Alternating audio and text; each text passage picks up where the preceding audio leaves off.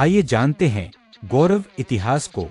माँ खल्लारी। मंदिर का मंदिर प्रांगण रायपुर से आरंग 37 किलोमीटर दूर है। यदि आप अपनी कार या बाइक से जाएंगे तो आरंग तक जाने के लिए 1 घंटा 20 मिनट लगते हैं। आरंग से महासमुंद जाना होता है, जिसकी दूरी 18 किलोमीटर 28 मिनट लगते हैं। राष्ट्रीय राजमार्ग 53 और NH 353 से होकर खल्लारी माता का मंदिर महासमुंद से 25 किलोमीटर। राजधानी से आपको 2 से 2:30 घंटे लगेंगे।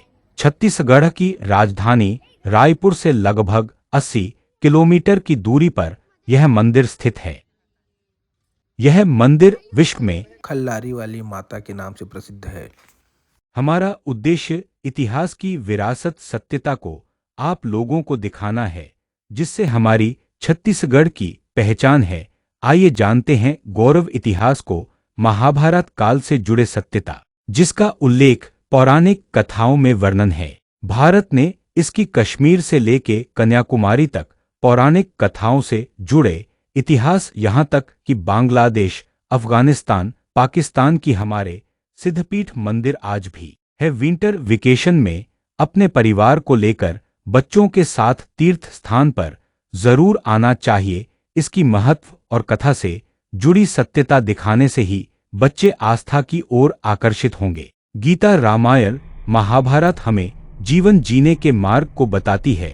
विपरीत परिस्थितियों में हमें कैसे धैर्य रखना चाहिए और आस्था के साथ परमात्मा से प्रार्थना से हम हर विपरीत परिस्थिति से निकल पाने में सक्षम हो जाते हैं। कथाएं हमें जरूर बताना चाहिए, जिससे हमारी पीढ़ियां धर्मांतरित नहीं होगी। जितने लोग धर्मांतरित हुए हैं वो सभी अपने गौरव इतिहास को जानकर घर वापसी की ओर अग्रसर होंगे।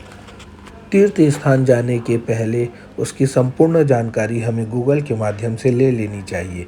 खासकर वेद पुराण की कथाएं को श्रवण कर उस स्थान पर हमें जरूर पहुंचना चाहिए।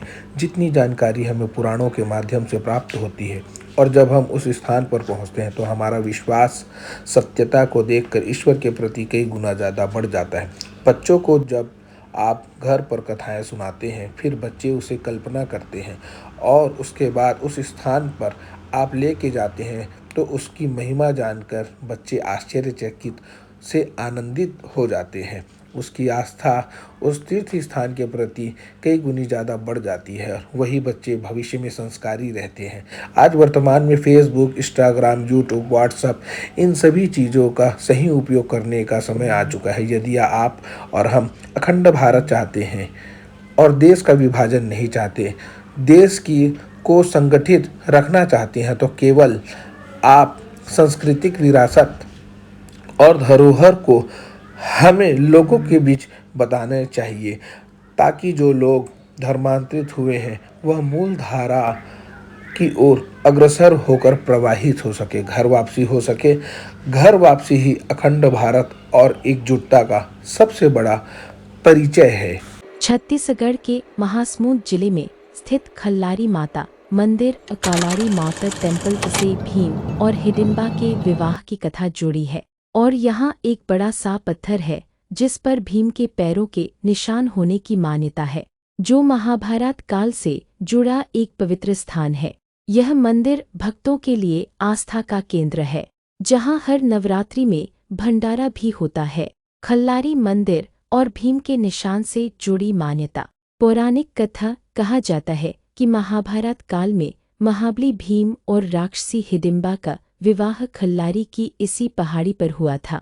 भीम के पैरों के निशान मंदिर परिसर के पास एक विशाल पत्थर है, जिसे श्रद्धालु भीम के पैरों का निशान मानते हैं। यह निशान भीम की शक्ति और पौराणिक कथाओं से जुड़ा है। मंदिर का स्थान। यह मंदिर महासमुंद से लगभग 25 किलोमीटर दूर खल्लारी गांव की पहाड़ी पर स्थित है और यहाँ पहुँचने के लिए भक्तों को लगभग 850 सीढ़ियाँ चढ़नी पड़ती हैं। मंदिर का महत्व। यह मंदिर छत्तीसगढ़ के प्रमुख धार्मिक स्थलों में से एक है। यहाँ हर नवरात्रि में भव्य भंडारे का आयोजन किया जाता है, जहाँ हजारों भक्त प्रसाद ग्रहण करते हैं। भीम और हिडिंबा का विवाह महाभारत की एक प्रसिद्ध कथा है। वनवास और मुलाकात। लाक्षागृह से भागने के बाद पांडव वन में भटक रहे थे। वहां भीम का सामना हिडिंब नामक राक्षस से हुआ, जिसका भीम ने वध कर दिया।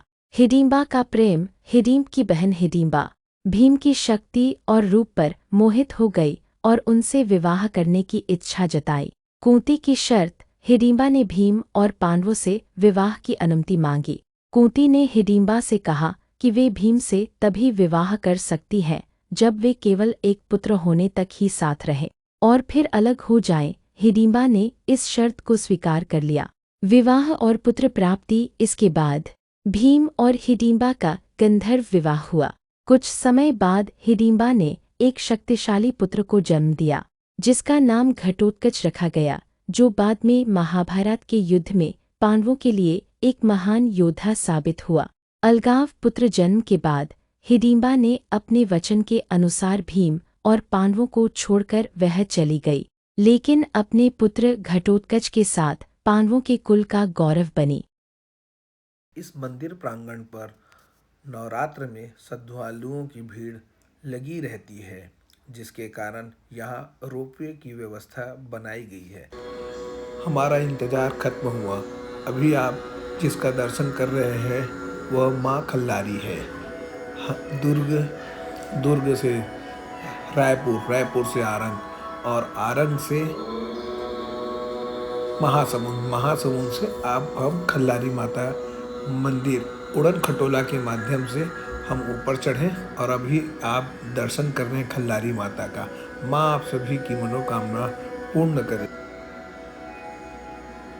हमारा उद्देश्य इतिहास की विरासत सत्यता को आप लोगों को दिखाना है।